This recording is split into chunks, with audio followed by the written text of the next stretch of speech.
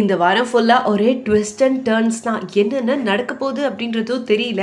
இந்த பக்கம் என்னடான்னா, கார்த்திக் பிரியா மேலே பைத்தியமாக ஆகி ஃபோன் பண்ணால் எடுக்கலன்னு சொல்லி வீட்டுக்கே நேராக போகிறாரு. வீட்டில் போய் கல்லெல்லாம் தூக்கி போட்டு அங்கே இருக்கவங்கெல்லாம் அவரை அடித்து அப்பப்பப்பா பெரிய பிரச்சனை. இதெல்லாம் பத்தாதுன்னு அஞ்சலி வேறு வீட்டுக்கு வந்து அஞ்சலியை வந்து பயங்கரமாக ஜானுமா திட்டி வெளியே அனுப்புங்க அப்படின்னு சொல்லி அஞ்சலி ஒரு பெரிய ட்ராமா. சும்மா இல்லாமல் இலக்கியா கௌதம் கிட்ட வந்து நான் திருந்திட்டேன், நான் மனசு மாறிட்டேன், நான் நல்லவள் ஆயிட்டேன்னு ஒரு பெரிய ட்ராமா போட்டு அதுக்கப்புறம் பார்த்தா அது ஃபுல்லாக சும்மா தான், அஞ்சலியாவது திருந்துறதாவது அப்படின்ற மாதிரி ஆயிடுச்சு.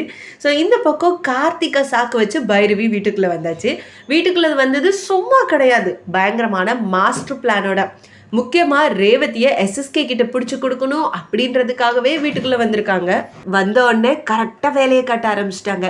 யார் எப்படி இருக்கா, என்னென்ன நேரத்தில் என்ன மாதிரி நடந்துக்கிறாங்க எல்லாத்தையும் நல்லா கவனிச்சுட்டு நைட் டைமாக எல்லாரும் தூங்கினோடனே எஸ்எஸ்கேவை ஃபோன் பண்ணி வர சொல்லி இதுதான் ரைட்டான சமயம், நீங்கள் வந்து ரேவதியை தூக்கிட்டு போங்க அப்படின்ற மாதிரிலாம் சொல்லியிருக்காங்க. பட் இதெல்லாம் ஆல்ரெடி இலக்கிய கெஸ் பண்ணி வச்சதுனால ரேவதியை காப்பாற்றலாம் அப்படின்ற பிளான்லேயும் இருக்காங்க. பட் ரெண்டு பேரும் மீட் பண்ண போகிறாங்களா, என்ன நடக்க போகுது, இலக்கியா ரேவதியை காப்பாற்றுவாங்களா இல்லை எஸ்எஸ்கே இவங்க பிளானை முறியடிச்சு தூக்கிடுவாரா, என்ன நடக்க போகுது இந்த வாரம் எபிசோடில் பார்த்து தெரிஞ்சுக்கலாம்.